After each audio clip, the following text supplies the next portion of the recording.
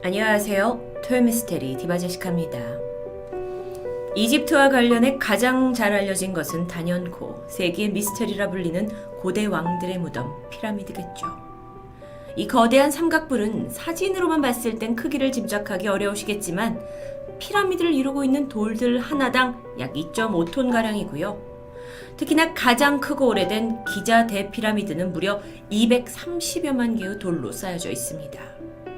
이게 워낙 대형 건축물이기 때문에 도대체 고대에 어떻게 쌓아 올렸는지 많은 가설과 추측들이 있었고, 일각에서는 이집트 벽화에 인간이 아닌 듯한 정체의 그림을 찾아내면서 피라미드는 외계인이 고대인들을 도와서 쌓아 올린 거라는 주장이 있을 정도였습니다. 하지만 고고학자의 오랜 조사와 연구 끝에 피라미드는 당시 나일강이 범람한 기간에 농사를 지을 수 없었던 농부들을 위한 일종의 실업 정책이었을 것이다 라는 주장과 함께 이를 뒷받침하는 증거로 공사에 참여했던 인부들의 참여 일지나 보수 그리고 파업에 대한 기록물이 발견되면서 미스테리가 풀리는 듯 했죠. 그럼에도 아직까지 어떻게 건축을 했는지 그 방법에 대해서는 명확히 판정되지 못했습니다. 가설만 있을 뿐이에요. 전 세계인들에게 정말 최고의 미스테리이자 관광지인 피라미드는 이상하게도 파면 팔수록 새로운 사실들이 계속 발견되고 있다는 점. 먼저 그 하나의 예로 과거 쿠푸왕의 피라미드에서 왕의 묘실이 발견된 적이 있었습니다. 그런데 놀랍게도 왕의 시신이 있어야 할 석관이 텅 비어 있었고요.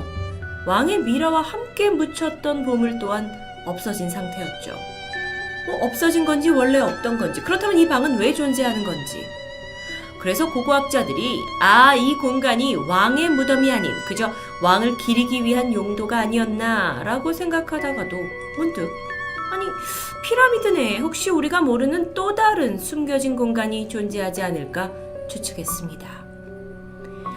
이후에 일부 학자들이 피라미드 속 비밀 공간에 대해 굳게 믿고 그 증거를 찾으려고 수년을 힘썼지만 그렇게 많은 소득을 얻진 못했어요. 그나마 2017년 피라미드 내부를 연구하는 스캔 피라미드 프로젝트 팀은 쿠푸왕 대피라미드에서 지금껏 알려지지 않았던 새로운 공간을 발견했다고 발표합니다. 자, 사진을 보시면 중세 시대에 이 피라미드 속의 보물을 약탈하기 위해 아랍 왕조의 한 왕이 들어가게 되는데, 이때 이 흐레로 3개의 방을 찾았습니다.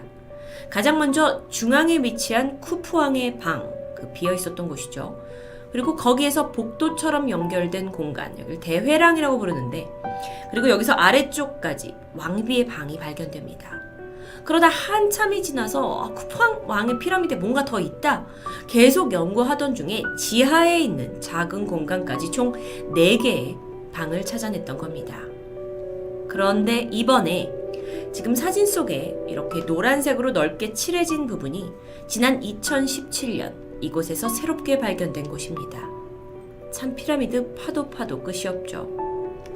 그런데 문제는 이 방이 정확히 어떤 용도로 만들어졌는지가 아직 확인되지 않았다는 겁니다. 미국의 고고학자 마크 레너는 BBC와의 인터뷰에서 이 공간이 이 피라미드 상부 무게로부터 대회랑 그 복도 같은 부분에 지붕을 보호하기 위해서 일부러 비워둔 건축학적인 공간이다 라고 말합니다. 하지만 이거에 반대하는 학자들도 있어요. 이게 그렇게 의미 없는 건축학적 공간이라고 하기엔 너무 큰 게 아니냐? 분명 이건 어떤 목적을 가지고 만들어졌다라고 주장합니다. 2020년 지금까지도 연구팀은 이집트 고고청과 함께 조사를 진행 중이고, 근데 업데이트 발표는 없지만 어쨌든 이 대피라미드 속의 미지의 공간에 대한 연구는 계속되고 있습니다. 그러니까 아무리 피라미드가 오래된 미스테리라 하도 아직 해결되지 못한 거죠. 미스테리의 끝은 어디일까요? 그런데 이 비밀의 방들보다 더 놀라운 주장도 있습니다. 이집트 사막에 숨겨져 있는 거대한 지하 미로, 지하 미궁이라고 부르기도 하는데요. 도시의 존재 여부입니다. 아마 들으시면서 이런 생각 드시지 않나요? 그렇게 대단한 게 있다면 왜 여태 몰랐겠느냐? 거기에도 이유가 있습니다. 지하 미궁, 기원전 5세기 그리스의 역사가 헤로도토스가 역사서에서 처음 기술하기 시작합니다. 그는 BC 448년 이집트 지역을 여행했다가 거기에 대한 기록담을 서술하게 되는데, 내용에 따르면 모이리스 호수에서 남쪽으로 약간 떨어진 악어의 도시 근처에 지하 미궁이 있는데 말로는 표현 못할 아주 훌륭한 건축물이었다고 말하죠. 게다가 이건 피라미드를 능가하는 엄청난 규모였다고 하는데 그 모습이 이렇게 설명되어 있습니다. 미궁은 총 2층으로 이루어져 있다. 약 3천여 개의 방이 있고 그 방들 중 반은 지하, 나머지 반은 지하 방의 위층, 지상에 위치하고 있다. 나는 2층에 있는 방들을 볼 수 있었지만 지하에 있는 것들은 왕들의 관과 신성한 악어들의 관이 안치되어 있어 외부인에게는 보여줄 수 없다고 했다. 지상에 있는 방들은 사람이 지었다고는 믿기지 않을 만큼 엄청난 규모의 건축물. 미궁 안에는 흰 대리석으로 둘러싸인 앞마당이 있고 미궁의 끝에는 약 70여 미터에 이르는 피라미드가 서 있는데 거기에는 동물들의 형상이 새겨져 있다. 미궁에서 지하도를 통해 피라미드 지하로 갈 수 있었다. 그냥 지어냈다고 말하기엔 너무도 세세한 묘사였죠. 그런데 이런 기록이 단 하나였다면 우린 쉽게 믿지 못했을 겁니다. 또 다른 유명 역사가들의 저서에서도 이런 부분을 찾아볼 수 있다는 거죠. 헤로도토스가 처음 그곳을 다녀온 지 400여 년이 흐른 BC 60년에서 57년경 이집트를 여행했던 그리스 역사가 디오도루스 또한 미궁에 대한 이야기를 남겼습니다. 다만 이번에는 엄청난 규모의 방들에 대한 이야기는 빠져 있었고요. 방들이 미로처럼 되어 있어서 쉽게 출구를 찾을 수 없었다라는 점과 이 엄청나고 훌륭한 건축 기술이다 라고 칭찬하는 내용이었습니다. 여기서 끝이 아니었죠.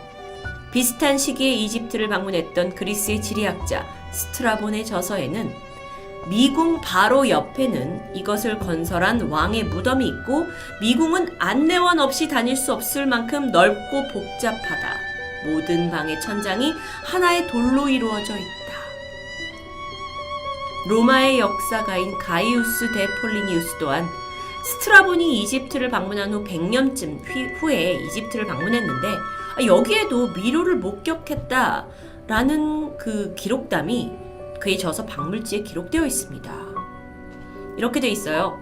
미궁에 총 90여 개의 계단이 있었고 수많은 회랑들, 그러니까 회랑이라는 건 사원이나 궁전에서 왜 이렇게 지붕이 보일 수 있게 긴 복도를 그러니까 지붕이 덮여 있는 긴 복도를 만드는 건데 이런 통로들이 있다고 적혀 있습니다.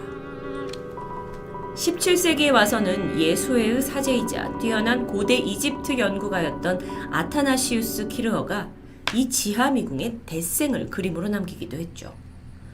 이 그림을 보면 헤로도토스가 설명한 미궁의 모습과 상당히 유사한 것처럼 보입니다. 아니 이렇게 아주 먼 옛날부터 계속 저서에 등장하는 지하 미궁. 그런데 왜 우린 발견할 수 없었을까요?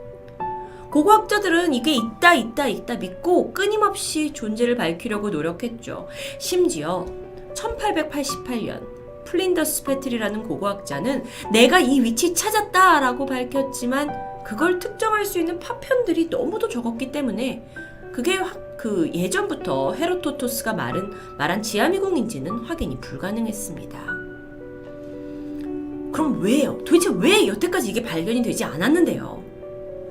학자들은 일단 미궁이 처음 목격된 그 이래로 수천 년이 흘렀고 그동안 지하 미궁이 이집트의 거친 모래에 파묻혀서 매장되어 있을 것이다 라고 추측합니다. 실제로도요, 지금껏 발견되었던 많은 유적들이 19세기에 와서야 모래 속에서 발견이 되었고 스핑크스 또한 수차례 모래에 파묻혔다가 드러나기를 반복했기 때문입니다. 그러니까 사막에 이게 이렇게 미로 도시가, 그것도 반지하 미로 도시가 형성되어 있다면 충분히 이론상 가능한 이야기이기도 하죠. 그렇기 때문에 사람들은 포기하지 않습니다. 이 이집트의 비밀을 밝히려는 고고학자들은 계속해서 발굴 작업을 이어가고 있는 겁니다. 그러다 가장 최근인 2006년에 벨기에와 이집트가 공동으로 참여한 한 발굴팀이 이 미궁을 찾아냈다고 발표하게 되는데요. 그들은 아멘엠헤트 3세의 피라미드 근처에서 오랜 조사 끝에 미궁의 시작점으로 추정되는 입구를 발견했고 이 사실을 전 세계에 알립니다.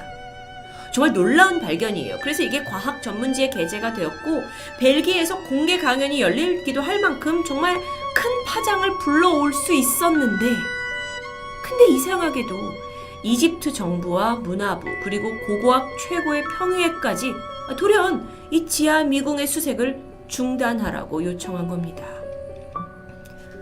세계의 발견일 수 있었는데 막 흥분해하던 벨기에 조사팀 루이 드 코르드는 이집트에다가 발굴 허가하게 해달라라고 요청했지만 어쩐 일인지 끝끝내 허가를 받을 수 없었습니다.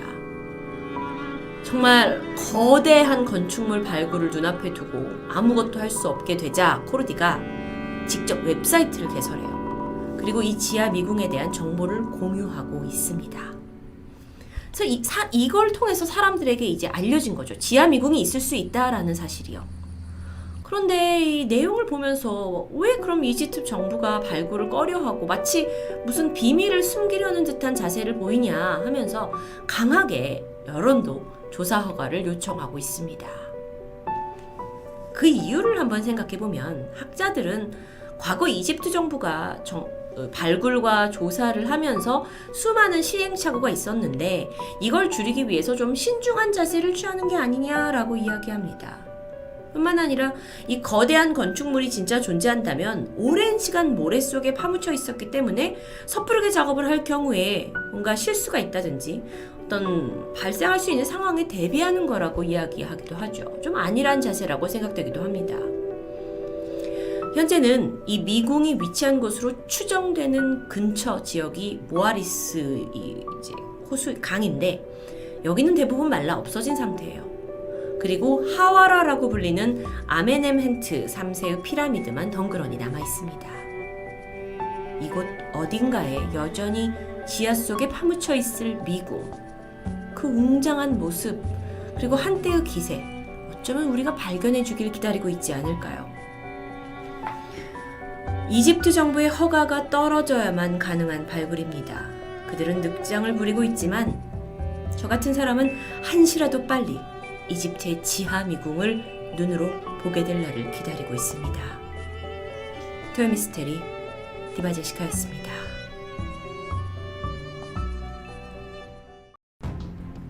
안녕하세요. 토요미스테리 디바제시카입니다. 미국 워싱턴주 그레이스 하버 카운티에 위치한 작은 마을 오크빌.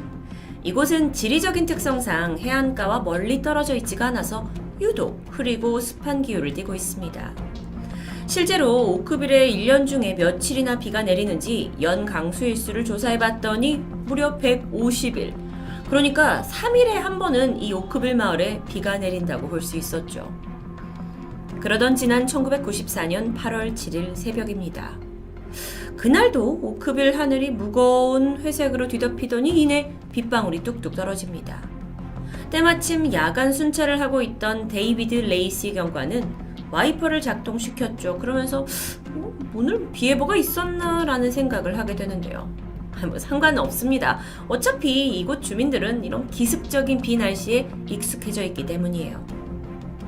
그런데 잠시 후 차창에 와이퍼를 본 레이시 경관의 표정이 당혹스러워졌습니다.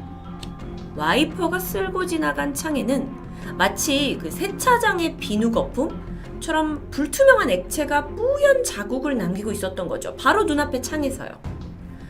이게 마치 기름이 이렇게 하얗게 응고된 것처럼 보이기도 했습니다. 뭐지? 하면서 좀 더 빠르게 와이퍼를 작동시켰죠. 근데 달라지지가 않아요. 오히려 이 뽀얀 물질 때문에 앞이 더 보이지가 않습니다. 결국 그는 한쪽으로 차를 세웠고요. 이게 뭔지 밖에 나가서 확인해 봐야겠다고 생각합니다. 그런데 그는 차에서 내리기 직전에 어떤 경찰의 본능적인 직감이었을까요?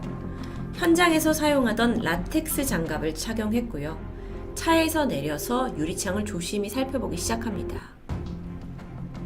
유리창에는 쌀알보다 좀 더 작은 크기의 정체 모를 약간 반투명한 덩어리들이 잔뜩 붙어 있었어요. 약간 으깨진 푸딩 같다고나 할까요? 그러니까 이게 정확히 뭔지 어디서 왔는지 전혀 알 수 없었죠. 근데 이게 결코 빗방울이나 우박은 아니었습니다. 레이시 경관이 손가락으로 이걸 잡아서 이렇게 문질렀는데 단단하지 않아서 잘 으깨지는 형태였어요. 다음날 아침입니다. 오크빌의 또 다른 주민 도티 히아는 산책을 하러 현관을 나서던 중이었죠. 밤새 요란하게 내리던 비가 그치긴 했지만 여전히 바닥이 축축했습니다. 그런데 문을 열고 나가서 보니까 정원 곳곳에 얼음 결정 같은 덩어리들이 이렇게 쌓여 있는 게 보여요. 우박인가? 싶었는데 당시는 8월입니다. 8월에 우박이 내리는 건 오크빌에서 결코 흔한 일이 아니었죠. 이게 뭐지? 하면서 가까이 다가가서 이걸 직접 손으로 만져봤고요. 그러다 이게 굉장히 미끌미끌한 어떤 젤라틴, 그러니까 젤리 같은 덩어리라는 걸 깨닫게 되죠. 사방을 보니까 현관 앞, 나무까지, 잔디, 벤치까지 이 의문의 물체가 다 이렇게 앉아 있습니다. 그리고 몇 시간 후, 그날 아침까지도 분명 아무렇지 않았던 희안의 컨디션이 아주 빠른 속도로 나빠지기 시작했죠. 희안이 처음에는 시야가 흐려져요. 그러더니 막 머리가 깨질 듯이 아프고요. 이 두통이 끝나자 막 구토가 이어집니다. 결국 땀에 흠뻑 젖은 채 화장실에서 쓰러지고 말았어요. 다행히 같이 살던 딸이 그녀를 발견해서 곧장 병원으로 옮겼죠. 그리고 같은 날 오후 병원에 도착한 또 다른 사람이 있었습니다. 데이비드 레이시 경관. 그날 새벽 젤라틴비를 가장 먼저 발견했던 사람이죠. 그 역시 독감에 걸린 것처럼 아주 심한 현기증과 구토 증상에 가슴까지 막 답답하다고 호소하고 있었어요. 거의 비가 오고 나서, 의문의 비가 오고 나서 같은 날 나타난 희안과 레이시의 증상들. 진찰을 해봤습니다. 그랬더니 희안의 병명은 네이염. 네이염이란 게 이 귀 안쪽에서 심각한 염증이 있어가지고 이걸로 막 어지러움과 구토 증상이 나는 겁니다. 의사가 이걸 네이염이라고 얘기했어요. 근데 희안의 딸 써니의 생각은 좀 달랐죠. 아니 우리 엄마가 갑자기 무슨 네이염인가. 그리고 아침에 이 집 주변을 온통 하얗게 덮고 있던 젤라틴 덩어리가 어딘가 찜찜했던 겁니다. 그래서 써니가 집으로 급하게 돌아가서 그 남아있던 젤라틴 물질을 채취해서 병원으로 가져와요. 성분 검사를 의뢰하게 되죠. 그런데 1994년 당시는 성분 검사가 길게는 몇 주까지 소요되던 때입니다. 그러니까 엄마가 지금 원인 모를 증상에 시달리고 있었지만 이걸 어떤 결과를 바로 알아낼 수가 없었어요. 그냥 기다려야 했죠. 그리고 그러는 동안 오크빌에는 3주간 무려 6번의 젤라틴비가 더 떨어졌습니다. 이후 어떻게 되었을까요? 머지않아 오크빌 전체에 때 아닌 독감이 유행하기 시작합니다. 8월이었어요. 주민들은 공통적으로 극심한 현기증, 메스꺼움, 그리고 시력이 이렇게 흐려지는 증상을 호소합니다. 아니 독감이 시력이 흐려지진 않는데요. 어떤 주민은 길게 2달 이상을 고통을 호소하기도 했죠. 집단 질병입니다. 이게 마을을 집어삼키고 있었어요. 그런데 문제는 이게 다가 아니에요. 독감이 유행하고 얼마 지나지 않아서 오크빌의 한 주민 세라가 생후 8주 된 새끼 고양이를 안고 급히 동물병원에 왔죠. 무슨 일이냐 했더니 고양이가 갑자기 이유 없이 막 아프기 시작한 겁니다. 안타깝게도 새끼 고양이는 병원에 도착한 후에 곧 숨을 거두고 말았습니다. 그런데요, 이후에 오크빌 주민들이 기르던 소형견과 고양이들이 원인을 알 수 없는 질병을 앓기 시작했고요. 죽음에 이르는 일들이 연속적으로 발생합니다. 그리고 이 동물들의 한 가지 공통점은 모두 젤라틴비를 맞은 적이 있다는 것이었죠. 그 사이 희안의 딸 선이가 의뢰했던 그 성분 분석 결과가 나왔습니다. 분석을 보니까 이 젤라틴에서 인간의 백혈구가 포함되어 있다는 다소 믿기 힘든 내용이 보여졌어요. 병원에서는 마을의 집단 발병을 받고 그게 이 젤라틴비와 분명 연관이 있다라는 생각하에 샘플을 워싱턴주 보건부로 보내게 됩니다.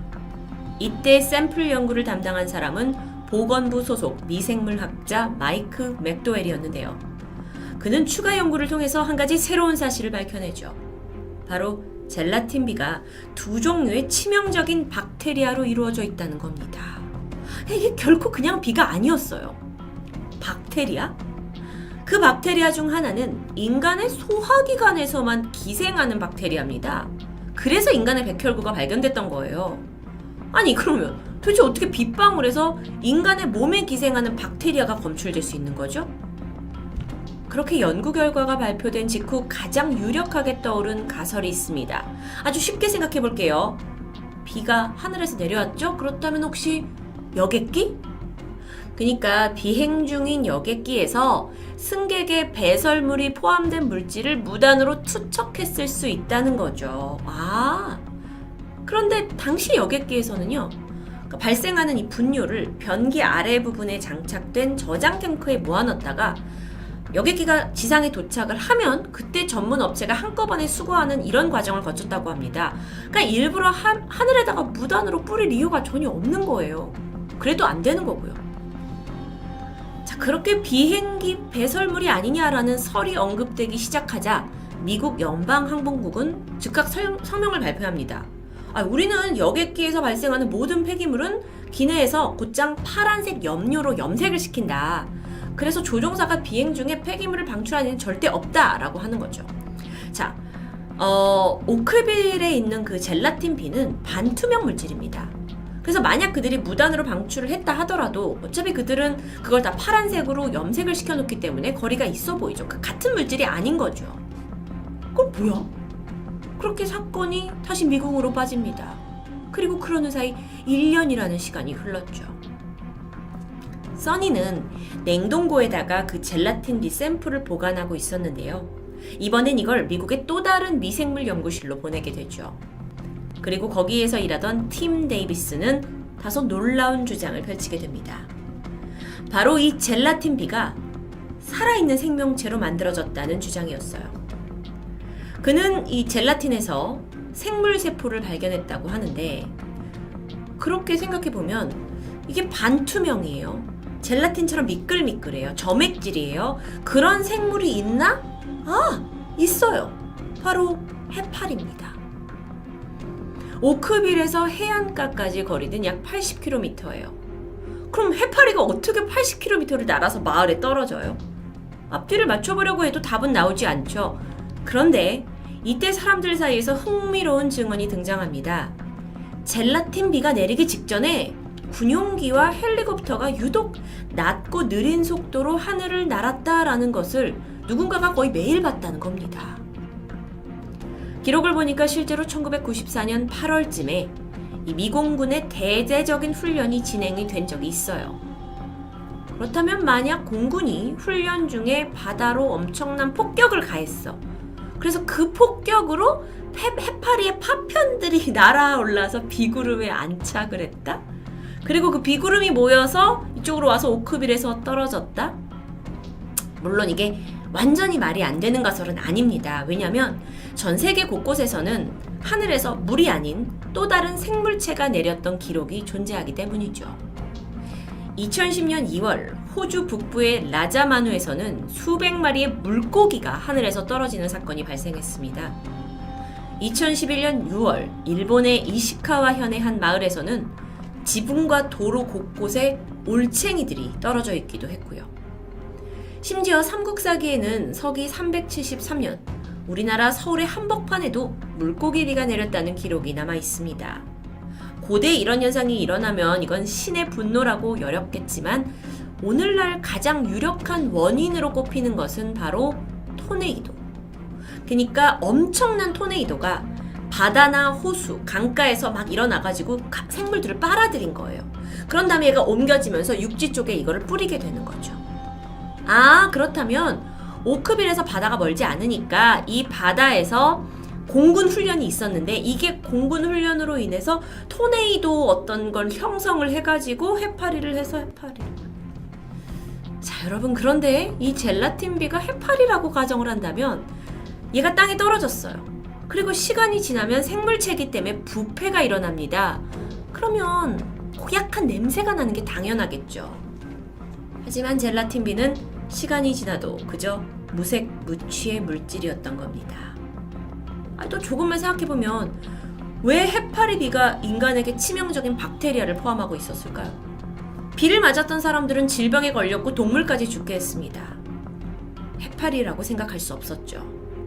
주민들은 이제 결코 이 죽음의 비가 단순한 자연현상이 아니라고 믿기 시작합니다. 그렇다면 뭐였을까? 오크빌 주민들이 자신들이 생체 실험에 이용된 게 아닌가라고 생각했는데요. 그러니까 미국 정부가 비가 자주 내리는 오크빌을 상대로 해서 생물학적 무기 실험을 했다는 주장입니다. 비가 내리기 직전에 유독 여기서 막 군용기가 자주 목격됐고, 실제로 지난 1957년과 58년 미 육군 화학단은요, LAC라는 이름하에 그 비행기로 아연과 카드뮴 같은 화학물질을 뿌리고 그 영향을 관찰하는 비인류적인 실험을 한 적도 있었습니다. 이게 나중엔 엄청난 비난을 받긴 했죠. 이것만이 아닙니다. 1970년대까지 하와이, 테네시, 뉴저지 중에서 비슷한 생화학 무기 테스트가 있었어요. 다 공중에서 지상으로 화학물질을 뿌리는 거였죠. 그렇다면 정부가 은밀하게 박테리아 무기를 개발했고 그 영향을 관찰하기 위해서 고의적으로 비가 많이 오는 오크빌에다 그것을 뿌렸다? 또는 어떤 실수로 물질이 유출된 것은 아닌가? 이게 만약 사실이라면 미 공군이 인정을 하지 않을 수도 있고요. 인정을 한다 하면 이건 대규모 지탄과 함께 소송에 휘말릴 아주 엄청난 일입니다. 그럼 공군은 어떻게 반응할까요? 주민들이 답을 찾고자 공군한테 계속 공문을 넣었죠. 설명을 해달라. 하지만 그들은 주민들이 제기하는 모든 조사를 거부합니다. 그리고 이제 더 이상 젤라틴 B 샘플조차 존재하지 않아요. 워싱턴주 보건부에서 가장 먼저 이 젤라틴 B를 연구했던 미생물학자 마이클 맥도웰은 은퇴를 한 후에야 이런 인터뷰를 남겼는데요. 내가 다시 그 젤라틴 샘플을 조사하려고 했을 때 샘플은 사라지고 없었다. 내 상사에게 무슨 일이냐 라고 물었지만 그의 대답은 하나. 묻지 마. 나는 그 물질이 어떤 목적으로 누군가가 제조한 거고 오크빌이 그 시험장으로 선택되었다고 믿는다. 1994년 미국의 작은 마을에 내려진 죽음의 빗방울. 어디에서 왔는지 어떻게 만들어졌는지 결국 이 미스테리는 해결되지 않은 채 남아 있습니다. 그런데 정말 너무도 진실을 알고 싶은데요. 그것은 과연 80km를 여행한 해파리였을까요? 혹은 우리가 손쉽게 의심하는 그 외계에서 온 새로운 물질일까요? 아니면 그것보다 더 비밀스럽고 끔찍한 인간의 이기심이 만들어낸 독성 물질일까요? 이럴 땐 차라리 외계에서 온 물질이었으면 좋겠습니다. 더 이상의 인간의 악한 본성에 실망하고 싶지 않으니까요. 토요미스테리 디바제시카였습니다. 안녕하세요. 토요미스테리 디바제시카입니다. 지난 2019년 9월 27일 중국 최대 규모의 인터넷 매체 바이두 사이트에 정말 모두의 시선을 사로잡는 장문의 기사가 올라옵니다.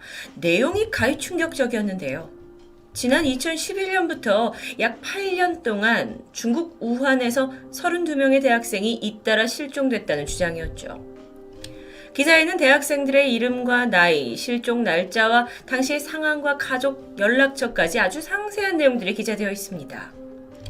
집단 실종이라는 기사를 접한 중국 네티즌들은 반응이 뜨거웠는데요. 기사는 SNS를 통해서 빠르게 퍼졌고 결국 외신에까지 이 사실이 알려집니다. 그야말로 전 세계가 우한 대학생 연쇄 실종 사건에 주목할 수밖에 없었죠. 그런데 바로 다음 날 최초로 다뤘던 이 기사가 바이두 페이지에서 흔적도 없이 사라지고 맙니다. 의문을 품게 된 네티즌들이 관영 매체에 기사가 삭제된 이유를 알려달라라고 민원을 보내게 되는데, 참고로 관영 매체란 건 중국 정부가 직접 운영하고 있는 언론사를 의미합니다. 중국은 다른 나라에 비해 언론 통제가 심한 편이라서 대부분의 대형 언론사들은 관영 매체에 속해 있는 실정이죠. 이후 대표적인 그 매체인 신화망에서 다음과 같은 답변을 내놓는데요. 이 기사는 완전히 날조된 거고 허위 사실을 유포하는 자들은 처벌하겠다. 뿐만 아니라 이 사실상 기사의 진위 여부를 제대로 파악하기도 전에 기사를 처음 쓴 그 기자가 갑자기 공안에 구속되었다는 소식까지 전해집니다. 이런 갑작스러운 정부 조치에 사람들은 어딘가 찝찝한 느낌을 지울 수가 없겠죠. 결국 외신 언론사와 중국의 소수 민영 매체가 직접 이 대학생들의 실종을 찾아 나서기 시작했습니다. 그리고 그들은 드디어 취재를 시작했는데 가족들을 만나요. 근데 반응이 예상 밖이었습니다. 손사래를 치면서 기자들을 내쫓는 거예요. 경찰이 알게 되면 큰일 난다라는 말을 남겼고 그냥 문을 닫아버렸죠. 기자들도 당황하던 찰나였어요. 다행히 한 실종자의 아버지가 은밀히 취재에 응하기로 결정합니다. 그러면서 가려져 있던 사건의 내막이 서서히 드러나기 시작했죠. 린 샤오칭이란 남성은 그 당시 1년이 넘는 시간 동안 사라진 아들의 흔적을 찾기 위해 혼자서 고군분투하던 중이었습니다. 분명 아들의 실종이 너무도 어딘지 석연치 않다고 말하는데요. 린 씨의 아들 페이양은 항상 부모님을 생각하는 성실하고 착한 청년이었습니다. 지난 2015년 8월에 20살이 된 페이양이 학업 성적이 되게 좋아서 세계적인 종합대학 중 하나인 모스크바 국립대학에 입학을 하게 돼요. 그리고 러시아 유학길에 오르게 되죠. 아주 오랫동안 꿈꿔왔던 길이기 때문에 유학생활도 착실하게 해나갔습니다. 종종 가족들에게 안부를 전하는 것도 잊지 않았죠. 그러던 그해 11월 24일 아들의 전화를 받은 어머니는 어딘가 평소답지 않다고 느꼈는데요. 극도로 흥분한 상태예요. 아들이 그러면서 하는 말이 엄마, 아빠가 전화 안 받아요. 이거 무슨 일 생긴 것 같아요. 근데 알아보니까 아버지는 그저 회사 일이 바빠서 잠시 받지 못했을 뿐이었거든요. 어쨌든 아들은 이제 아버진 괜찮다 하니까 안도하면서 엄마, 요즘 나쁜 사람 많으니까 조심해요 라는 말을 남기고 전화를 끊었습니다. 사실 이날 대화에서 아들이 어떤 얘기를 또 했었냐면 아빠가 혹시 연행된 게 아니냐라는 이야기도 했었는데요. 어딘가 영 불안하죠. 그런데 그 통화를 마지막으로 아들 페이양과의 연락이 두절됩니다. 걱정을 하던 부모님은 결국 모스크바 대학교에 직접 연락을 했고 아주 충격적인 이야기를 듣는데 그건 바로 페이양이 며칠째 학교를 나오고 있지 않다는 거예요. 아니 얘가 이렇게 아무런 연락도 없이 막 결석을 한 애가 아닙니다. 게다가 유학 중인데요. 행방을 알 수 없는 상황에서 아들을 찾아 헤매던 중에 아버지가 출입국 기록을 통해 새로운 사실을 알아냅니다. 지난 11월 26일 날 아들이 러시아에서 중국으로 입국했다는 기록이 버젓이 남아있는 겁니다. 근데 그날이 언제냐면 엄마와 통화를 하고 끊고 이틀 뒤였어요. 아니 이렇게 말도 안 하고 급하게 중국으로 들어올 일이 있었던 걸까요? 왜 연락을 안 한 거죠? 도무지 이해되지 않는 행적입니다. 그런데 그 아들이 그렇게 급하게 들어와서 향한 곳은 바로 우한에 있는 텐허 국제공항이었죠. 린신 일단 공항으로 가서 관계자한테 정황을 설명했고 CCTV를 확인합니다. 보니까 배낭을 맨 채 공항 로비를 걸어가고 있는 아들의 모습이 선명히 찍혀 있어요. 부모는 찾았다 싶어서 아들의 실종을 공안에 신고하게 되는데 그런데 여기서부터 꼬입니다. 공안의 태도가 아주 냉담해요. 아니 아드님이 자발적으로 입국한 거 아니냐. 그리고 나서 사라진 거면 우리가 조사할 가치가 있느냐라는 겁니다. 물론 이게 어느 정도 일리가 있는 말이기도 해요. 페이양은 20살이 넘은 다 큰 성인이고 또 뭐 부모님한테 말하지 못할 어떤 속사정으로 중국에 잠깐 들어왔을 수도 있죠.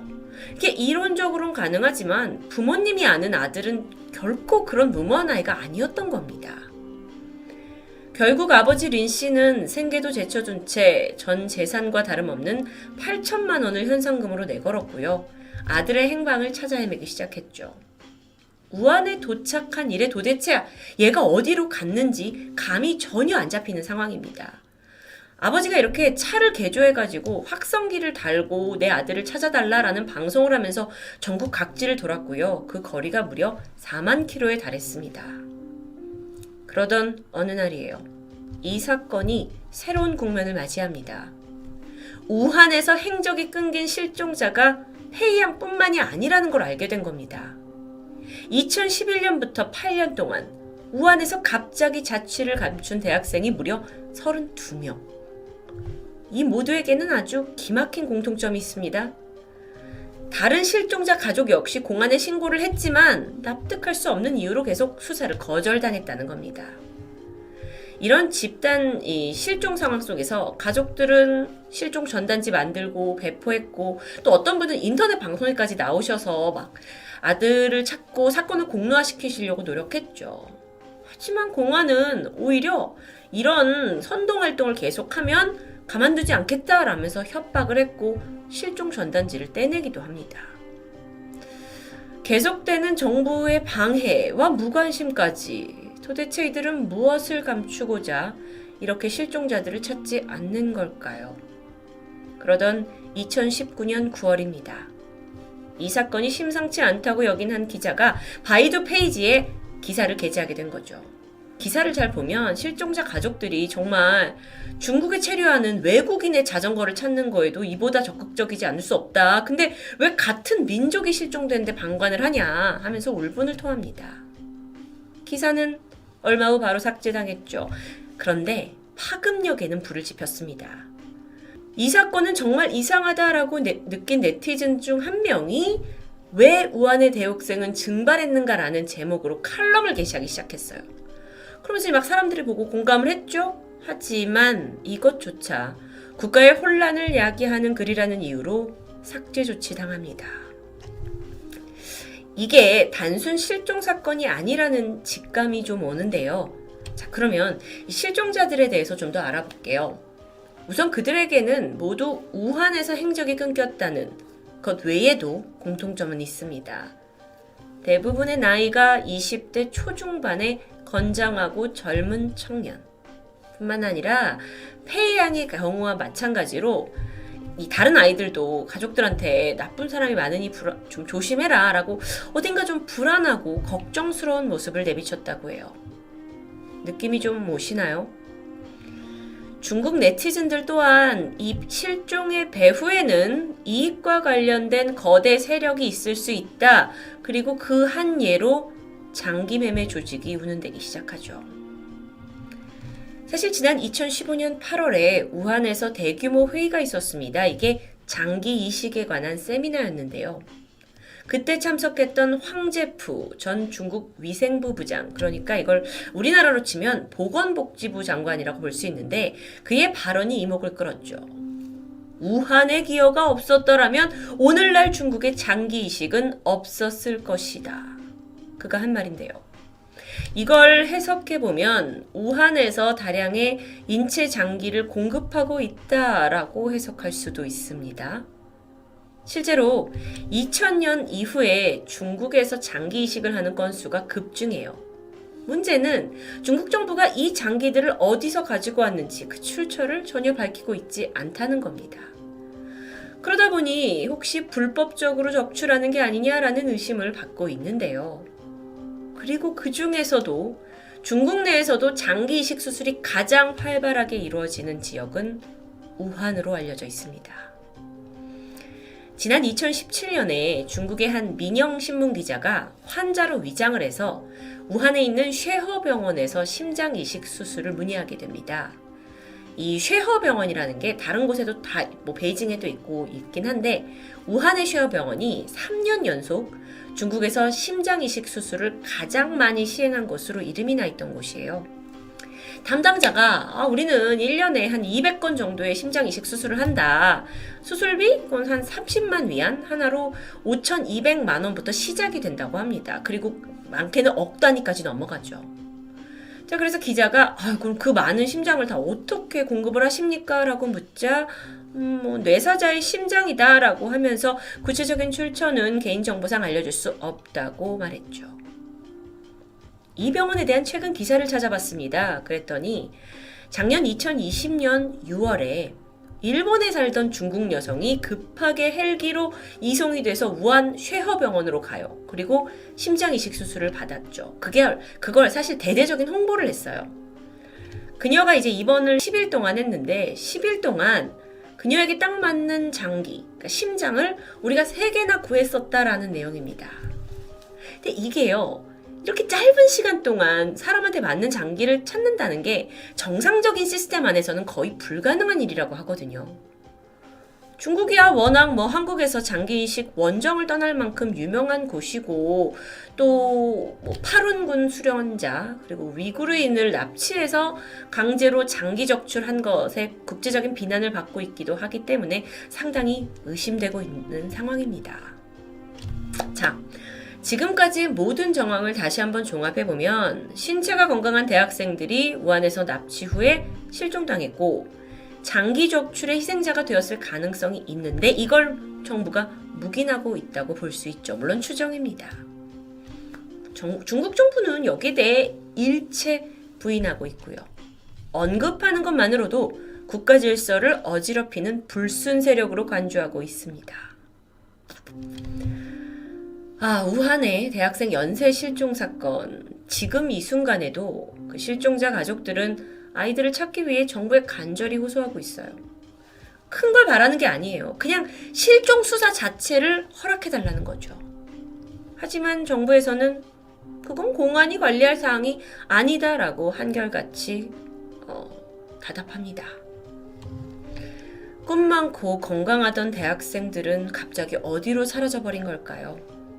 이들을 둘러싼 섬뜩한 의혹은 지금까지도 계속 진행 중입니다. 토요미스테리 디바제시카였습니다.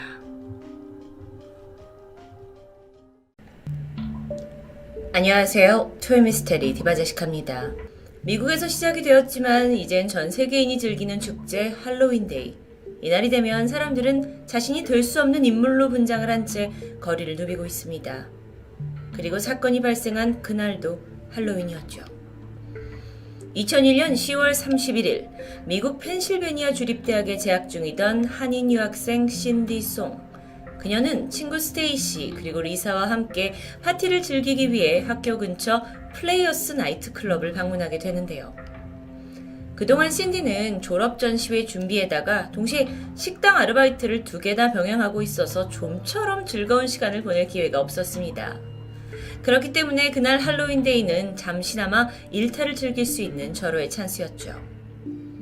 그날 신디의 코스튬 컨셉은 바니걸이었습니다. 앞면에 토끼가 새겨진 분홍색 민소매 셔츠에다가 하얀색 테니스 스커트 그리고 무릎까지 오는 갈색 스웨이드 부츠를 매치했는데요. 머리에는 토끼 귀 모양의 머리띠를 썼고 엉덩이 쪽엔 꼬리 장식을 붙였습니다.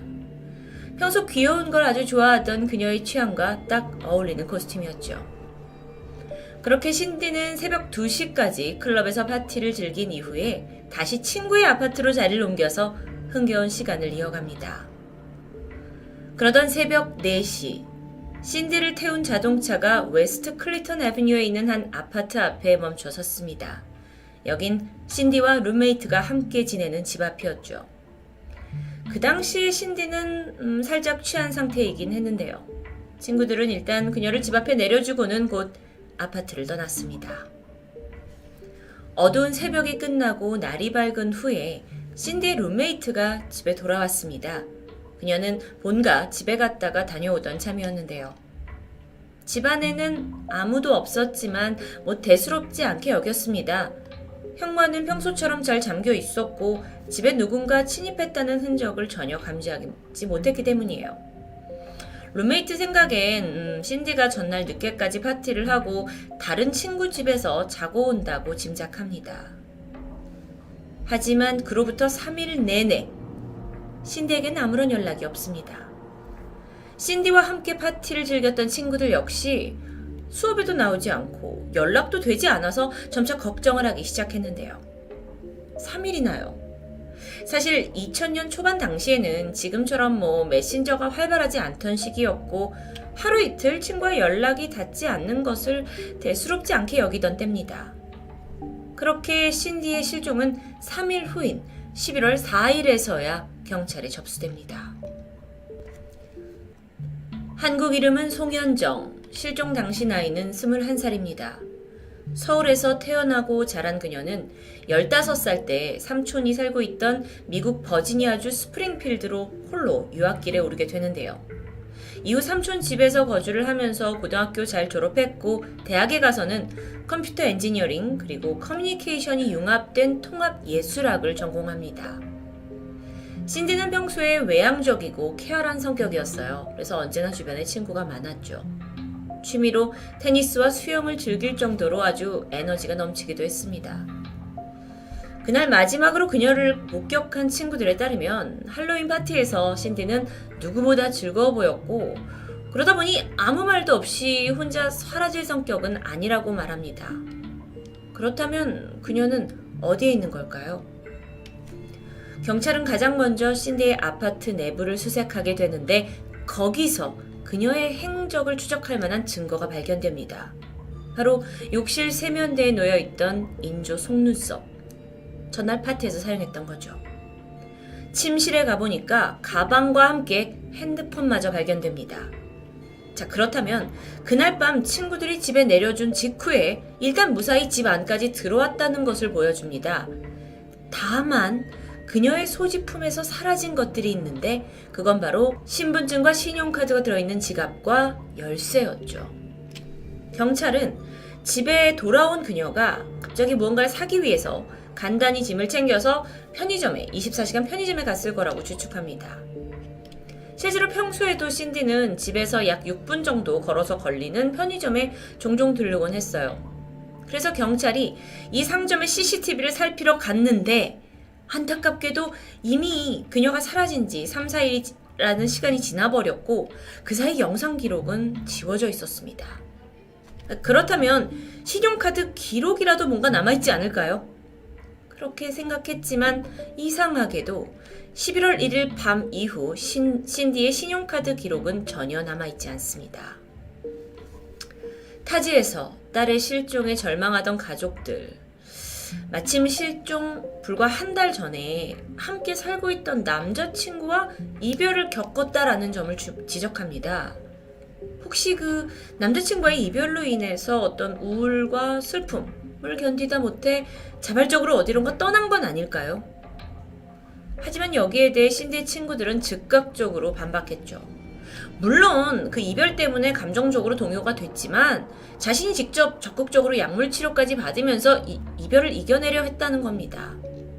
게다가 추가적으로 신디의 방에서 며칠 후에 열리는 브리트니 스피어스 콘서트 티켓, 그다가 이제 새롭게 구매한 컴퓨터 영수증이 발견되는데요. 적어도 이 증거품들로 봐서 그녀가 뭔가 기대하던 일들이 있었고 스스로 사라질 이유가 없다는 것을 보여주고 있죠.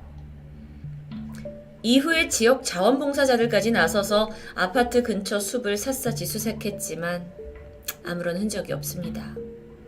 그때는 GPS 추적 기술이 지금처럼 뛰어나지 않았고요. 메일을 제외하고는 한 사람의 흔적을 확인할 만한 SNS가 전혀 존재하지 않았죠. 그러던 중 경찰이 새로운 가설을 제시합니다. 바로 그녀의 실종이 불법 약물, 즉 마약과 연관되었을 수도 있다는 거예요. 신디 집에서 발견된 다이어리를 보니까 신디와 친구들이 마리화나 그리고 엑시터시를 사용했다고 적혀 있습니다. 분명 의심점이 보였지만 반대로 친구들에 따르면 그건 수업 과정에서 사용된 실험 재료에 불과했다고 설명하는데요. 결국 이 약물에 관련해서는 그녀가 적어놓은 그 일기장을 제외하고는 약물을 사용했다는 그 어떤 증거도 없었기 때문에 관련성은 배제됩니다. 정말 답답할 정도로 아무런 단서가 없었던 신디 송 실종 사건. 수사 책임자는 신디가 이 아파트를 떠나거나 혹은 차를 타는 모습을 목격한 사람이 단 한 명도 없다 하면서 어려움을 하소연했죠.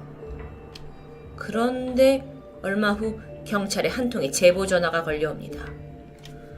필라델피아에 거주하는 한 여성이에요. 그런데 신디로 보이는 어떤 여자가 차이나타운에서 한 남자에 의해 강제로 차에 태워졌고 그때 비명을 지르고 있다라는 걸 기억해낸 겁니다. 자, 일단 이 필라델피아 차이나타운이라는 건 신디의 아파트로부터 거의 300km 이상 떨어진 먼 곳입니다. 그 당시 목격자는 막 이제 실랑이가 있다 보니까 그들한테 다가가서 무슨 일이냐라고 물어봤다고는 하는데요. 남자가 화를 내면서 방해하지 말고 가라! 라고 해서 자리를 떴다고 합니다. 어쩌면 의미가 있을 수 있는 유일한 목격일 수도 있는데 또 문제가 발생합니다. 이 목격자의 진술이 여러 번 바뀌는 거예요. 그러면서 이 제보가 정말 진실인지 점차 신빙성을 잃게 되죠. 그래도 수사팀은 이 여성이 목격했다고 주장하는 그 남자의 신원을 알아내기 위해서 몽타주까지 제작합니다. 하지만 끝끝내 연관성을 찾아낼 수 없었죠. 그렇게 한인 유학생 신디송 실종 사건은 하염없이 시간만 흘렀습니다. 그로부터 2년 뒤인 2003년 한 정보원이 신디의 행방의 단서가 될 만한 정보를 경찰에 제공하게 되는데요. 그는 내가 이 신디송 사건의 범인을 안다 라고 말하면서 지목한 범인은 휴고 셀렌스키였습니다. 휴고, 그는 이미 15살 때부터 크고 작은 범죄들로 경찰서를 들락날락거린 전적이 있었고요. 심지어 은행 무장강도 전적까지 있는 강력범이라고 할 수 있어요. 그런데 정보원이 지목한 이 용의자는 휴고 한 명만이 아닙니다.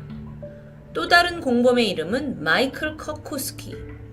약사 출신의 마이클은 불법 약물 조직을 운영했던 전과가 있는 사람이었죠. 정보원의 이야기를 조금 더 들어보겠습니다. 사건 당일 새벽에 이 두 사람이 신디가 사는 아파트 근처를 거닐다가 마침 코스튬 의상을 입은 채 길을 걷고 있는 신디를 마주치게 됩니다. 순간 두 남자는 그녀를 매춘부로 착각하게 되죠. 그리고 강제로 휴고네 집으로 데려간 뒤 그녀를 감금해서 사망에 이르게 했다고 진술하는데요. 경찰은 이 정보원이 상당히 믿을만하다고 판단했고 즉시 이 둘을 수배합니다. 그리고 신디의 아파트에서 2시간 정도 떨어진 곳에서 휴고의 거주지를 찾아내죠. 집에 도착해서 신디의 흔적을 찾으려고 필사적으로 수색을 하던 경찰이 경악할 만한 걸 발견합니다. 뒤지다가 발견된 마당에 묻혀있던 무려 5구의 불탄 시신. 이제부터 이야기가 살짝 복잡해집니다. 경찰이 놀래서 이 휴고의 집에서 나온 5개의 시신을 감식해봤는데 이 중 하나는 이 공범으로 지목된 마이클 커코스키의 시신이었고요. 또 다른 한 구는 그 마이클의 여자친구 태미의 시신이었습니다. 그러니까 휴고가 평소 알고 지내던 이 둘을 살해했다라고 시나리오가 써지는데 신디 사건의 용의자였던 마이클이 사망한 상황이 되죠. 그러면서 수사가 좀 더 복잡해지기 시작해요. 잠깐 다시 휴고의 집으로 돌아가 보면 추가 수색이 벌어졌고 총 이 집에서 발견된 시신이 12구입니다. 끔찍한 연쇄살인마의 비밀이 밝혀지게 된 거죠. 아니 그런데 문제는 이 모든 시신 중에 신디의 시신이 어디에도 없다는 거예요. 자, 이렇게 미국에 빠지는 동안에 잠깐 애초에 경찰이 범인을 안다고 정보를 줬다는 그 사람, 그 정보원은 도대체 누구였을까요? 그의 이름은 폴 위스키입니다. 그 역시 살인사건으로 복역하고 있던 중범죄자 중 한 명이었죠. 사실 그는 이 신디 사건을 제보하기 전에 이미 경찰에 다른 5건의 범죄 정보를 제공했고 이게 다 사실인 게 드러나면서 경찰로서는 꽤 그를 믿고 있었는데요. 그는 야 내가 휴고네 집에 가봤더니 마이클이 시신으로 발견됐다 라는 것도 사실 이미 알고 있었는데 태연하게 진술했습니다. 그래서 어찌 된 일인지 좀 더 들어보니 이제 신디 송이 휴고의 집에서 사망합니다. 그런데 이때 마이클이 그녀의 토끼 머리띠를 기념품으로 챙기게 되는데 이 사실을 알게 된 휴고가 격분을 해서 마이클을 살해했다는 것이었죠. 왜 살해했냐? 휴고는 이 살인에 대한 어떤 증거도 남기고 싶지 않았는데 마이클이 그걸 어겼다는 겁니다. 자, 그렇다면 결론적으로 신디송 살인사건에 대한 책임은 살아있는 휴고에게 물어야겠죠. 근데 반전이 발생합니다.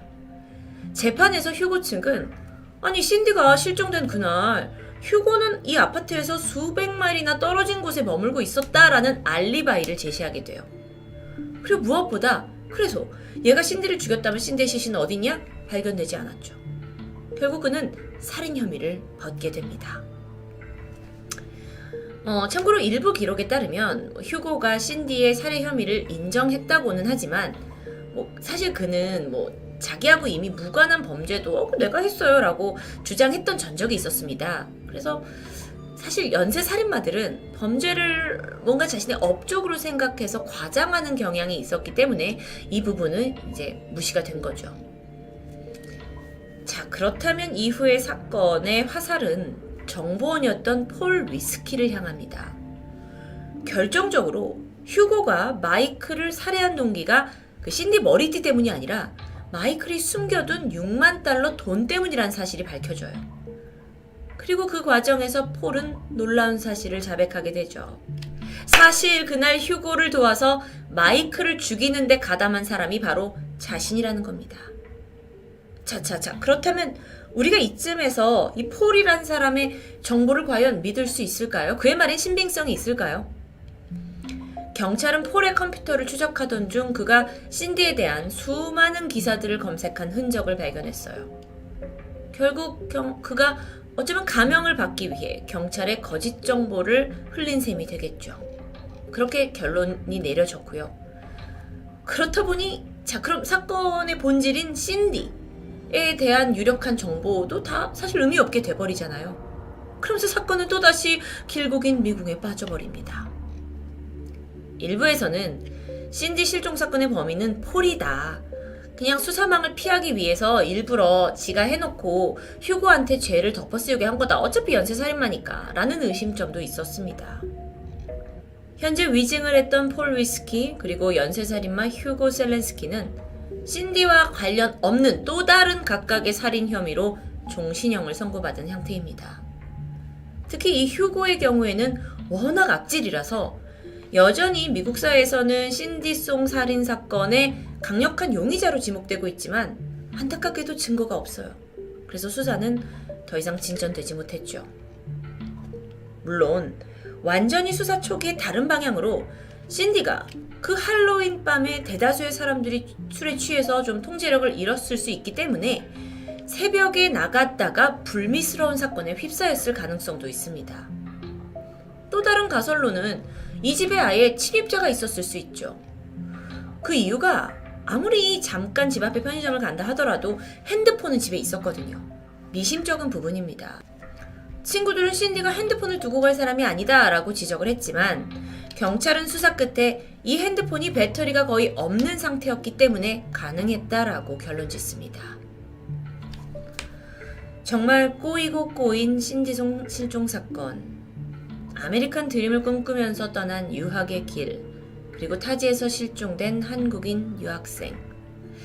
당시에 이 지역 뉴스에 매번 사건이 보도될 정도로 꽤 화제가 되었다고 합니다. 하지만 유독 지지부진한 수사로 많은 이들을 답답하게 했죠. 그러다 보니까 심지어 그 신디의 대학교 학생들은 혹시 신디가 미국인이 아니라서 외국인이라는 이유로 이 수사가 소극적인 게 아니냐라고 강한 항의를 표하기도 했을 정도인데요. 실제 경찰은 수사 과정에서 딸 실종 소식을 듣고 단걸음에 한국에서 날아온 신디의 가족들과는 연락을 단절하는 모습을 보여서 공분을 사기도 했습니다. 한편 신디의 어머니는 낯선 미국 땅에서 잃어버린 딸의 행방을 찾기 위해 백방으로 노력하셨습니다. 언어도 문화도 다른 곳에서 누군가의 도움을 받기란 결코 쉬운 일이 아니었겠죠. 그녀는 오랫동안 홀로 외로운 싸움을 견뎌야 했습니다. 게다가 정작 한국에서는 신디의 실종 소식조차 제대로 알려지지가 않아서 더 안타까운데요. 올해로 그녀가 사라진 지 19년째입니다. 답답함을 남긴 채 신디송 사건은 미제로 남아 있습니다. 토요미스테리 디바제시카입니다. 안녕하세요. 토요 미스테리 디바제식합니다. 오늘은 평소와 좀 다르게 인류 최고의 미스테리라 불리는 우주에 대한 이야기를 좀 쉽게 해보려고 합니다. 그중 화성. 화성하면 떠오르는 건 영화 마스가 아닐까요? 하지만 영화와 다르게 인간은 아직 화성에 도착한 적이 없습니다. 1961년 미국이 처음으로 화성 궤도에 탐사선을 진입시켰지만 이후에 러시아, 중국, 인도, 아랍 국가들이 계속 시도를 해오고 있긴 합니다. 하지만 발사가 실패했고 통신이 두절되고 장치 결함을 보이면서 계속 실패하다가 그로부터 14년이 지난 1975년에서야 제대로 된 화성 착륙에 성공했을 뿐이었죠. 그리고 그로부터 다시 22년이 지난 1997년에 이동식 탐사 로봇이 도착하면서 우리는 화성이 어떤 환경을 가졌는지 서서히 알 수 있게 됐는데요. 이만큼 화성은 우리에게서 너무도 먼 존재입니다. 그런데 2020년 5월 30일, 얼마 전이죠. 미국 플로리다주에서 엄청난 발사음이 터졌고 트럼프 대통령이 믿을 수 없다면서 박수를 치고 있었습니다. 반신반의하던 사람들도 인류 역사에 기록될 날을 축하하고 있었는데요. 이날은 미 항공우주국 나사가 아닌 민간 항공기업 스페이스X가 최초로 사람 2명을 실어서 띄어올린 유인 우주선 발사가 성공한 날입니다. 여러분, 이 최첨단 우주 연구를 담당한다는 나사조차도 사람을 태워서 우주로 보낸 게 9년 만이었어요. 사실 지난 2003년에 우주에서 임무를 마치고 돌아오던 컬럼비아호가 폭발을 했고 많은 이들이 지켜보는 가운데 이 승무원 7명이 모두 사망하게 되는 참사가 벌어졌죠. 그러면서 나사는 개발을 주춤하고 있었던 겁니다. 그런데 미국의 민간 기업이 사람을 우주로 보냈다? 이게 어떤 의미를 갖는 걸까요? 2008년 이래 민간 기업 스페이스X는 나사조차 돈 너무 많이 들고 위험하기 때문에 망설였던 우주 탐사에 과감하게 뛰어들었습니다. 그리고 그들도 수년간 성공과 실패를 반복했죠. 약 50번 정도 로켓 발사를 해왔습니다. 그런데 이들의 최종 목표는 단순히 우주에 가는 게 아닙니다. 스페이스X는 우주여행, 화성으로 가는 길을 열어서 관광객을 연결시키고 궁극적으로는 지구에 있는 사람들이 화성으로 이주할 수 있게 만들겠다는 포부를 가지고 있는데요. 이게 과연 가능한 이야기일까요? 일단 사람이 화성에서 살아가는데 가장 문제가 되는 건 산소가 없고 물이 부족하고 치명적인 밤낮 온도차가 있습니다. 화성은요, 최저 143도, 마이너스 143도, 최고 35도까지 올라가면서 평균 온도가 영하 63도예요. 그러니까 지금으로선 이게 사람이 살 만한 환경이 전혀 아니라는 거죠. 인간이 화성에 가서 산다는 거 사실 그 누구도 쉽게 믿지 못합니다. 하지만 스페이스X의 CEO이자 영화 아이언맨의 모델로 불리는 일론 머스크는 광대한 화성 이주 계획을 소리치고 있습니다. 근데 저희뿐만 아니라 우주 전문가들조차 택도 없는 소리라고 조롱하고 있죠. 그러다 지난 5월 사람을 태운 로켓 발사가 성공하게 되면서 이에 대한 평가는 달라집니다. 일론 머스크가 살아있는 전설이라고 불리기 시작했죠. 일론 머스크, 그는 1971년 남아프리카 공화국에서 태어났습니다. 아버지가 엔지니어였는데 어려서부터 자연스럽게 전자기기에 관심을 갖게 되죠. 10살 때 처음으로 컴퓨터를 사게 됐는데 이후 컴퓨터 프로그래밍의 매력에 푹 빠졌고 12살 때는 직접 블라스터라는 게임을 개발해서 게임 업체에다가 $500를 받고 팔았다고 해요. 천재성이 엿보이죠. 가정 형편도 나쁘지 않아서 그 능력을 부모님께서 잘 뒷받침해 주신 것 같은데 그렇게 비범한 아이로 일론 머스크가 무럭무럭 자라나다 어느 날 삶에 큰 변화가 겪게 됩니다. 부모님이 이혼을 하게 되면서 아버지가 떠나버린 데다가 당시 남아공에서는요, 극단적인 인종차별 정책으로 인해서 사회가 굉장히 긴장되고 폭력적인 일들이 벌어지고 있었죠. 게다가 국가 정책으로 여기는 백인들이 18살이 되면 의무적으로 군에 가야 한다고 합니다. 그러니까 일론 머스크가 뭔가 이 남아공을 떠나고 싶은 마음이 생기게 되는데 마침 캐나다 국적이었던 어머니 도움으로 캐나다로 이민을 왔고 새로운 삶을 정착하게 됩니다. 캐나다 퀸즈 대학을 들어가는데 그러다 좀 더 좋은 교육을 제공하는 미국의 펜실베니아 대학교에 입학을 하게 됐고요. 경제학과 물리학을 공부한 뒤에 명문 스탠포드 대학원 박사과정까지 밟게 됩니다. 그런데 이 무렵 일론 머스크가 자신의 천재성을 알게 되었는지 자신이 인류의 미래를 위해 크게 기여할 수 있는 원대한 목표를 설정하게 됩니다. 그러던 1995년 그가 한창 잘 나가고 있던 인터넷 사업의 가능성을 봤고요. 동생에게 연락을 해서 실리콘밸리에다 창업을 하자고 제안합니다. 그리고 학교를 입학한 지 얼마 되지 않아 자퇴를 하고 집2라는 첫 사업을 시작하게 되는데 집2는 이 지도를 통해서 지역 정보나 회사 정보를 제공하는 온라인 서비스예요. 이게 지금 해봤을 때 너무도 당연한 우후죽순 생기는 애플리케이션 같은 거지만 이게 그 당시로서는 아주 획기적인 아이디어였거든요. 일론 머스크는 초기에 모든 프로그래밍을 혼자서 했고 동생은 비즈니스를 담당하게 됩니다. 사업에 대한 꿈을 키워가면서 투자가들을 찾아가 설득시켰고 점차 자금을 모으면서 회사 몸집이 커져갔죠. 결국 창업 4년 만에 3억 700만 달러의 회사를 매각할 수 있었습니다.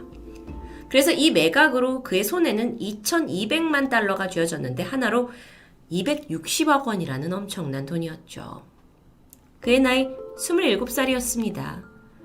젊은 나이에 200억 원 이상, 이미 평생 먹고 살 만한 돈을 얻었지만 인류를 위한 원대한 그의 꿈은 멈추지 않았는데요. 같은 해인 1999년 곧바로 X.com이라는 회사에 전 재산을 투자하게 돼요. X.com은 쉽게 말해서 수수료 없이 인터넷에서 돈을 송금하는 지금의 카카오페이와 같은 개념이라고 볼 수 있습니다.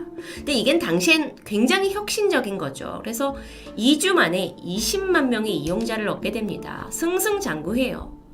하지만 기쁨도 잠시. 실리콘밸리에서의 창업은 이게 생존 경쟁이 워낙 치열하기 때문에 얼마 지나지 않아서 이 회사와 비슷한 서비스를 제공하는 콤피니티라는 경쟁사가 나타납니다. 두 회사가 공존하기가 힘들었어요. 그래서 결론적으로는 한쪽이 한쪽을 딛고 일어서야 되는, 그래야 살아남을 수 있는 구조였죠. 그러다가 이제 광고비를 가지고 둘이 경쟁을 하게 되는데 일론 머스크가 생각을 하죠. 이건 결코 생산적이지 않다. 이대로라면 둘 다 망한다. 라는 것을 감지했고 얼마 후에 두 회사 합병을 제안해서 성사시킵니다. 그런데 이게 잘 맞지 않았어요. 작업 방식이나 스타일, 이제 회사 문화까지 너무도 달랐기 때문에 직원들의 불만이 쌓였고요. 결국 머스크는 CEO 자리에서 쫓겨나게 되죠. 그리고 나서 회사 이름은 새롭게 변하는데 그 회사가 바로 페이팔입니다. 전 세계적으로 사용되는 유명한 온라인 전자결제 시스템. 그 회사 맞습니다. 일론 머스크의 꿈이 잠시 꺾이는 듯 했지만 열정은 쉽게 사그라들지 않았는데요. 사실 일론 머스크는 어릴 적부터 우주를 동경하던 사람입니다. 그는 인류가 지구 밖을 탐사하지 않는다면 언젠가 지구에서 멸종하고 말 것이라고 강하게 믿고 있었어요. 그래서 만약에 기술이 발전을 시켜서 인간이 지구 밖에서 살 수 있다면 그 시작은 화성일 거라고 생각했고요. 무작정 나사에 전화를 걸어 물어봅니다.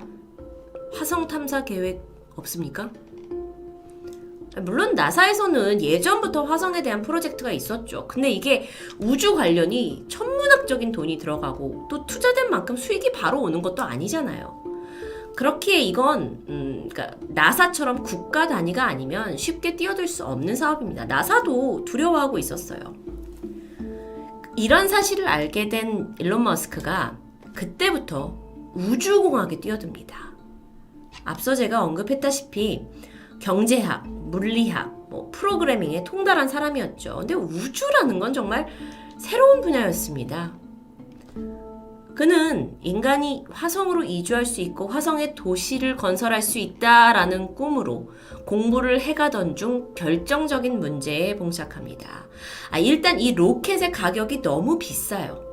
로켓을 한 번 발사하는데도 수백억이 들어갑니다. 근데 그마저도 실패하면 그냥 그 돈이 공중에 뿌려지는 거나 마찬가지였어요. 그래서 이때 만약 로켓에 쏘는 비용을 절약할 수 있다면 이란 아이디어에 매달렸고 결국 지금까지도 재사용이 가능한 로켓 개발에 투자를 하게 되는데 그렇게 그는 2002년 스페이스X라는 회사의 CEO가 됩니다. 가지고 있던 그 페이팔의 지분을 매각을 했고 그때 받은 돈 1억 달러, 약 1200억 정도를 스페이스X에 투자한 것으로 알려졌어요. 돈의 액수가 어마어마하죠. 그리고 아무리 과거에 2번이나 그 성공적인 역사적인 기업을 만들었다 하더라도 이번 우주 관련 사업만큼은 좀 터무니없었기 때문에 사람들은 회의적이었고 조롱하기까지 했습니다. 화성 탐사 비전 있는 미래 사업이죠. 하지만 일론 머스크 너 죽고 네 아들의 손자대가 되어서야 성과가 나올 텐데 이게 하늘에 거의 돈을 뿌리는 아주 의미 없는 사업처럼 보여지기 때문입니다. 그렇기에 일론 머스크는요. 몇 년 전까지만 해도 정신 나간 괴짜로 불리기도 했습니다. 사실 본인도 인터뷰를 통해서 그렇게 생각했다고 해요. 회사를 설립했을 때 이 프로젝트, 화성 이주 프로젝트가 성공할 확률에 대해서 10% 이상 점치기 힘들었다고 합니다. 그럼에도 불구하고 그가 스페이스X라는 회사를 이끌고 화성 프로젝트를 감행한 이유는 자신이 모든 걸 잃더라도 이 사업이 분명 지구에 남아있는 인간들을 위해 무슨 좋은 영향을 미칠 거다. 그리고 그 영향에 나는 첫걸음이 될 거다. 라고 믿었기 때문입니다. 정말 일반인의 생각은 아니죠. 그렇게 화성 사업에 박차를 가하고 1년이 지난 2003년 그는 여기 스페이스X 외에도 다른 사업도 시작합니다. 대학 때부터 그는요, 지구의 미래에 대해서 자주 고민을 했었는데요. 자동차와 공장이 늘어나면서 온실가스 문제가 심각해지는 걸 특히 더 걱정했다고 해요. 그런데 마침 휘발유 대안으로 리튬이온 배터리를 이용해 테슬라라는 걸 창업한 사람이 그들에게 찾아왔고 이거의 미래성을 보고 여기에 막대한 자금을 투자해서 최대 주주가 됩니다. 테슬라, 우리에게 익숙하죠. 하지만 그 당시에는 그 누구도 전기 자동차가 시연화된다는 것에 성공을 확신하지 못하고 있을 때입니다. 2008년 테슬라는 로드스터라는 첫 자동차를 세상에 공개를 했고 예약 주문을 받기 시작했는데 예약자 명단에는 레오나르도 디카프리오, 브래드 피트, 조지 클루니 같은 유명 인사들이 있었어요. 테슬라는 정말 지금도 그렇지만 그야말로 화제를 불러일으키게 됐죠. 그렇게 또 한 번의 성공이 이루어지나 했습니다. 근데 로드스터 출하를 얼마 남기지 않은 시점에서 치명적인 기술 결함이 드러나요. 이 언론에 내가 이때 차를 출시하겠다라는 기한을 맞추지 못한다면 그동안 기대감은 컸는데 대중은 테슬라에 실망할 거고 그러면 여태까지 막대한 돈을 대줬던 투자자들도 등을 돌릴 겁니다. 그러면 이 회사는 단번에 부도 위기를 맞이하게 되겠죠. 게다가요, 같은 시점에 이 또 다른 회사 스페이스X, 이 화성 프로젝트 스페이스X에서 개발을 한 첫 로켓 펠컨 1호가 있는데 이게 그동안 3번이나 발사가 실패했습니다. 발사라는 건 굉장한 돈이 들기 때문에 3번이나 실패를 하면서 회사 자금이 거의 바닥이 난 파산 위기였던 겁니다. 시기적으로 그 당시는 미국에서 서브프라임 모기지가 터졌고 최악의 불황 상태, 개인적으로 일론 머스크는 이혼으로 인해 신경쇠약까지 겪고 있었습니다. 엎친 데 덮친 격이었죠. 그를 바라보는 시선은 아주 차가웠습니다.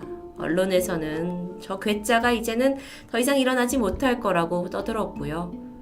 한때 정말 대단하다, 너는 영웅이다 라고 그를 칭송했던 닐 암스트롱, 달에 착륙한 첫 인간이죠. 그 사람 또한 머스크의 우주 계획을 비판하면서 정말 세상이 모두 그를 등지는 듯 했습니다. 2008년 스페이스X는 사실상 마지막 단 한 번의 로켓 발사 기회를 남겨줬습니다. 이번에도 실패를 한다면 이 회사는 무너질 게 당연했어요. 로켓 발사 당일, 날카로운 여론 속에서 기자들과 사람들이 모인 가운데 카운트다운이 시작됐고 신호와 함께 로켓은 불길을 뿜으며 하늘로 올라가기 시작합니다. 그런데 잠시 후 맥없이 추락하던 이전 로켓과는 다르게 로켓이 계속해서 멀리 날아가게 된 겁니다. 일론 머스크가 평생 꿈꾸던 장면이 연출된 거죠. 팰컨 1호가 네 번째 발사를 통해서 정상 궤도에 오르게 되면서 최초의 민간 로켓 발사에 성공한 역사가 씌워집니다. 이건 단순한 로켓 발사를 넘어서서 인류의 이제 우주 도약이라는 거에 가깝게 다가가는 아주 가치 있는 일로 평가가 됐어요. 그래서 일론 머스크뿐만 아니라 전 세계 많은 사람들이 감동했죠. 이후 부도 위기를 극복한 테슬라는 성공대로를 달렸습니다. 현재 2020년 기준으로 시가총액이 115조. 스페이스X는 2020년 인류 최초로 민간 항공 기업이 사람을 태운 우주선을 쏘아 올리는 기록을 경신하면서 정말 일론 머스크가 꿈꿨던 우주여행, 화성 이주의 시대가 다가오고 있음을 느끼게 했습니다. 자, 일론 머스크는요, 2024년이 되면 이제 민간 승객을 태워서 화성으로 여행을 떠날 수 있는 시대가 될 거라고 예고합니다. 그리고 50년, 그러니까 2050년 후에는 100만 명의 지구인들이 화성으로 이주해 살 수 있다라는 포부를 밝혀왔는데요. 자, 일론 머스크가 얼마나 대단한 사람인지는 제가 침이 마르도록 지금 말씀을 드렸지만, 아니 이동은 가능한다 쳐. 근데 화성이 온도나 환경에 있어서 우리가 살 수 있는 환경일까요? 이에 대해서 머스크가 내놓은 것들이 있습니다. 사진처럼 이렇게 투명한 돔 형태의 도시를 만들어서 그 안에 인간이 살 수 있는 환경을 조성한다는 거죠. 화성에 이 대기 중에 이산화탄소가 많은데 이걸 압축하는 방법, 토양에 작물을 재배하기 위해 질소를 공급하는 방법, 화성에 이제 얼음이 있는데 이 얼음으로부터 물을 만들어내는 장치 같은 걸 언급합니다. 실질적이긴 하죠. 또한 화성 극지방에 얼어붙은 이산화탄소에 핵을 떨어뜨려서 녹이자는 아이디어도 있었지만 현실화는 잘 모르겠습니다.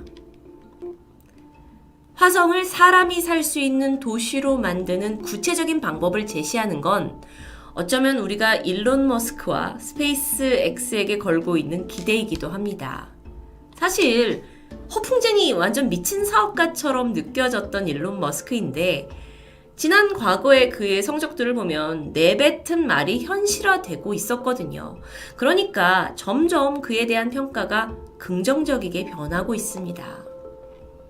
게다가 몇 달 전 그 로켓 발사가 성공을 하게 되면서 화성 여행 왠지 가능성 있게 들리죠. 좀 더 구체적인 발표도 있었습니다. 그러니까 지난 5월 달 거 다음에는 7인승 로켓이 발사될 거고요. 그렇게 점차 여행객을 늘려간다고 하는데 2050년까지 지금 개발 중인 스타쉽 우주선 이거 1000대를 만들어가지고 한 번에 10만 명씩 화성으로 운송한다는 아주 구체적인 계획이 있었습니다. 저는 정말 이 얘기를 들으면서 어렸을 적 읽었던 무슨 공상과학 소설 같은, 그때 읽더라도 전혀 이건 실현이 가능할 것 같지 않은데 라는 생각이 드는데, 이게 일론 머스크가 계속 이야기를 해내고 성과를 내고 있다 보니까 저도 이게 갸우뚱하면서도 가능할 것 같다라는 어떤 설레임이 있었습니다. 하루의 여행 비용은 그럼 얼마나 들까요? 약 50만 달러, 하나로 6억으로 추정이 됩니다. 물론 이건 추정 금액입니다. 일주일이면 42억 정도가 되겠죠. 하지만 아시다시피 일주일 만에 화성을 다녀올 수 있을지 모르겠습니다. 우주여행, 화성, 정말 까마득하게만 느꼈는데 그 비난과 조롱 속에서도 인류를 위한 원대한 꿈을 이루겠다는 한 천재의 노력으로 인해서 어쩌면 지금으로부터 한 30년 후 정말 우리가 화성에 가는 날이 오게 되지 않을까요? 문득 영화 인터스텔라의 유명한 대사가 떠오릅니다. 우린 답을 찾을 것이다. 늘 그랬듯이. 항상 미스테리 소재는 글쎄요, 이 지구에 한정이 되어 있었는데요. 오늘은 화성을 넘어서 화성으로 이주해서 그 도시에 살고 있는 우리의 모습을 미스테리하게 이야기해봤습니다. 토요미스테리 디바제시카입니다.